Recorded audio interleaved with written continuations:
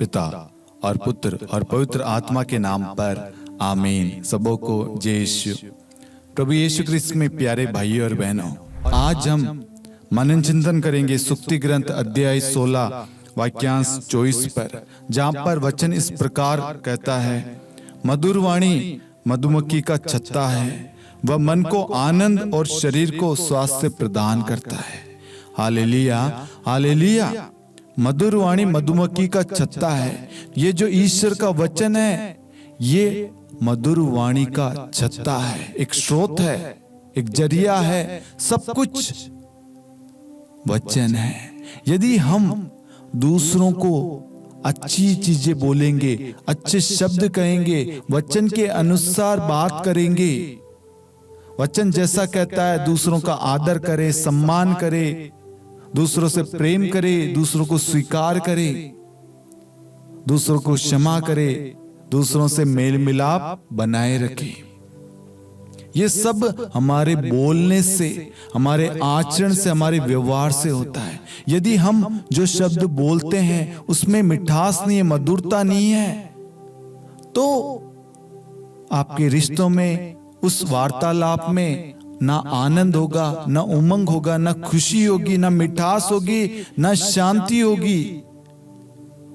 इसलिए मेरे प्यारे भाइयों और बहनों, वचन हमें राह दिखाता, मार्ग दिखाता है कि मधुर वाणी जो है वह मधुमक्खी का छत्ता है। उसके अंदर से जो भी निकलेगा वो मिठास मीठा निकलेगा, अच्छा निकलेगा।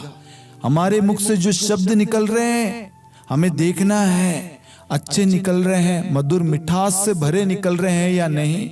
यदि नहीं तो हमें उन सारी चीजों को बदलना है।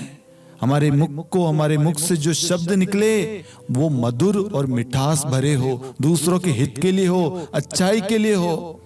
आगे वचन कहता है, वह मन को आनंद और शरीर को स्वास्थ्य प्रदान करता है।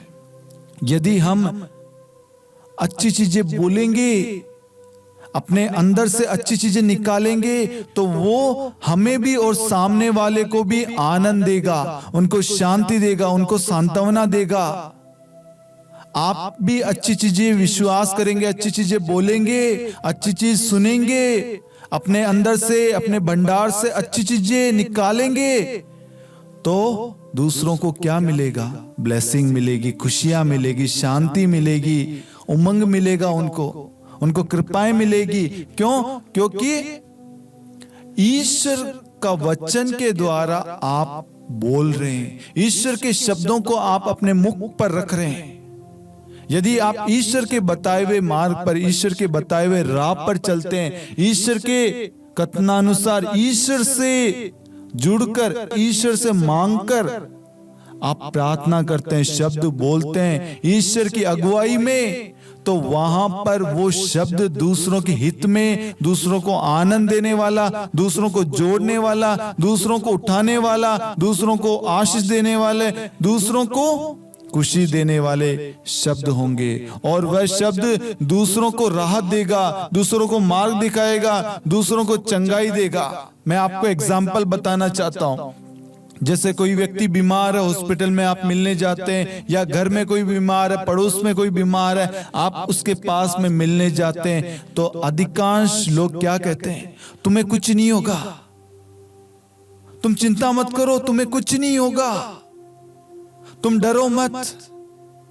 वो व्यक्ति पहले से बीमार है, पहले से वो चिंतित है, परेशान है, दुखी है, वो पहले से डरा हुआ है। आप उसे ऐसे शब्द बोल के और अधिक डरा रहे हो, और अधिक चिंता में डाल रहे हो। जो उसके अंदर विश्वास है, आप उसके विश्वास को और कमजोर कर रहे हो। यदि आप उस जगह प्रभु के वचन को बोलेंगे कि प्रभु का वचन कहता है, मैं वह प्रभु तुम्हें स्वस्थ करता हूं। मेरे प्यारे भाई, मेरी प्यारी बहन, मैं यीशु मसीह के नाम से इस वचन की घोषणा करता हूं और आपके लिए प्रार्थना करता हूं। वह व्यक्ति के कानों में प्रभु का वचन जाएगा, उसे आनंद देगा और पूर्ण रूप से चंगाई प्रदान करेगा, उसके अंदर विश्वास प्रवेश करेगा।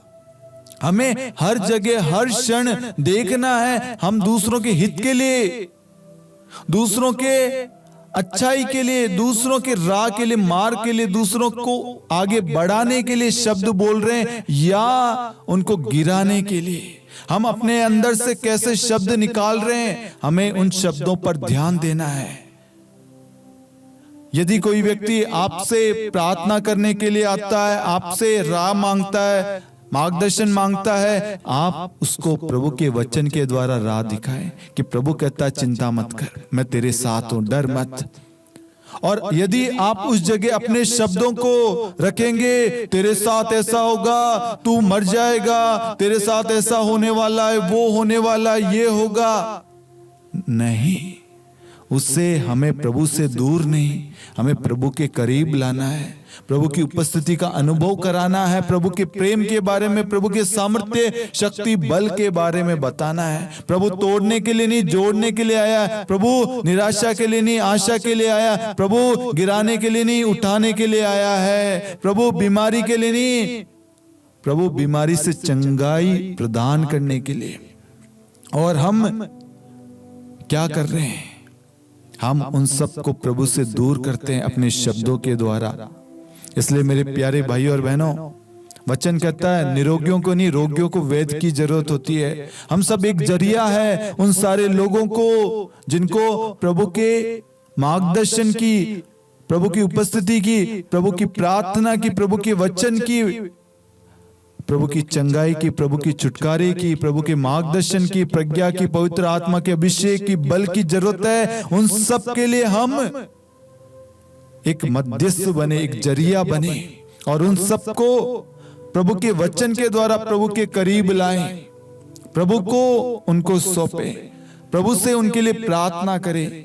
जब आप ऐसा करेंगे तो उनको आनंद मिलेगा, उनको खुशियां मिलेगी, उनको स्वास्थ्य लाभ प्रदान होगा।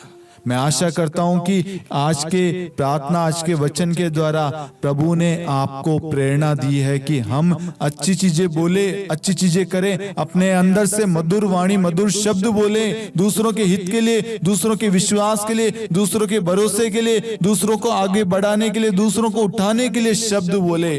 और आज से पहले हमने जो भी शब्द कहे उन शब्दों के लिए प्रभु से माफी मांगना और उस व्यक्ति से भी माफी मांगना कि भाई क्षमा चाहूंगा। प्रभु से कहना, प्रभु मुझे पवित्र आत्मा के द्वारा बताइए। पवित्र आत्मा आपको बताएगा कि आपने अपने शब्दों के द्वारा किन किन व्यक्तियों को दुख दिया है, किन किन क्षण आपने उनको धोखा दिया हो, गिराया हो, उनके लिए बुराई की हो, उनको दुख पहुंचाया हो। जब आप पवित्र आत्मा के द्वारा प्रार्थना करेंगे, सहायता मांगेंगे, पवित्र आत्मा आपको सब कुछ बता देगा। और जब आप पश्चाताप करेंगे, अपनी गलती को स्वीकारेंगे, प्रभु आपको ब्लेस करेगा, आशीष देगा। प्रभु आप सभी के साथ हो, पिता और पुत्र और पवित्र आत्मा के नाम पर आमीन। सबों को जय यीशु।